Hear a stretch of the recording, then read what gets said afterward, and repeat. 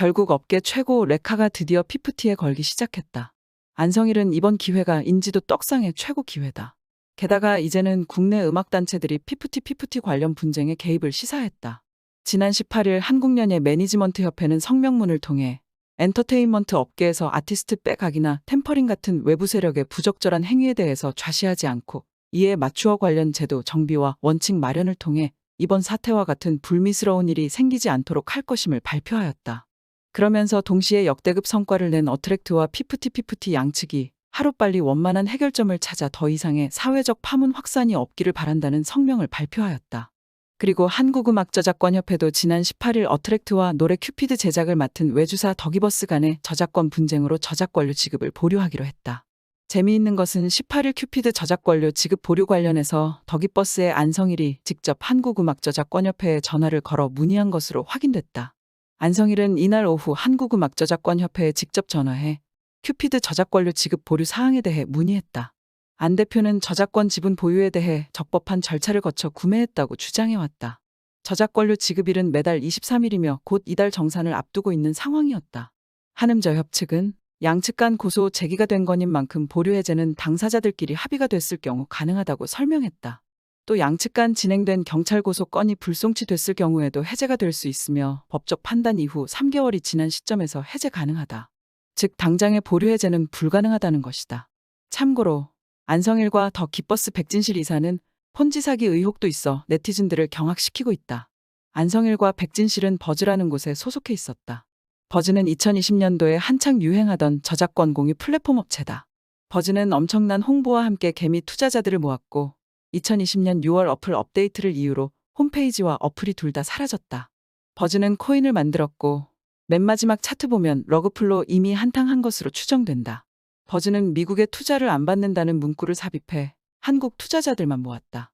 일각에서는 미국은 형량 처벌이 높아 한국 투자금만 받고 런한 게 아니냐는 의혹이 있다. 안성일과 백진실은 버즈에서 한탕하고 20년 6월 이후 더 기버스로 함께 이적했다. 외삼촌마저 사기꾼이라고 부르는 안성일은 전홍준 대표를 만나 멤버들을 빼가려다 덜미가 잡혔는데 사기꾼이 늘 그렇듯 알고 보니 모든 게 치밀한 계획이 있었다. 그중 하나가 예전 인터뷰에서도 볼 수 있다. 안성일은 2023년 4월 23일자 빌보드와의 인터뷰에 의하면 자신은 피프티를 위한 새로운 구조를 제안할 계획이며 아티스트 발전에만 집중하는 별도의 레이블 K-팝 기획사들은 소속사 아티스트 관계가 굳건해서 아티스트의 장기적인 글로벌 진출에 방해된다. 더 기버스는 아티스트와 레이블이 직거래하는 구조를 찾고 있다. 메인 프로듀서가 그룹의 크리에이티브를 총괄하고 레이블과 협업하는 구조라고 한다. 요약하자면 소속사를 배제하고 아티스트와 프로듀서가 이익을 독점하려고 한 것이다. 사실상 피프티의 성공 가능성을 보고 오랫동안 강탈할 기획을 준비한 셈이다.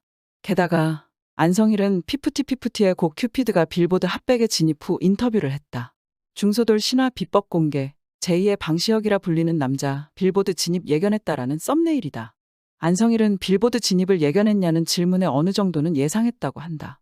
마치 이 인터뷰를 보고 사람들은 안성일이 그 중소기획사 대표의 제작 프로듀스까지 다 한 사람인 줄 알게끔 착각하게 하였다. 인터뷰 내용도 교묘하게 지금 직원이 적어서 대응하기 바쁘다는 식으로 자기 주도인 것처럼 포장했다.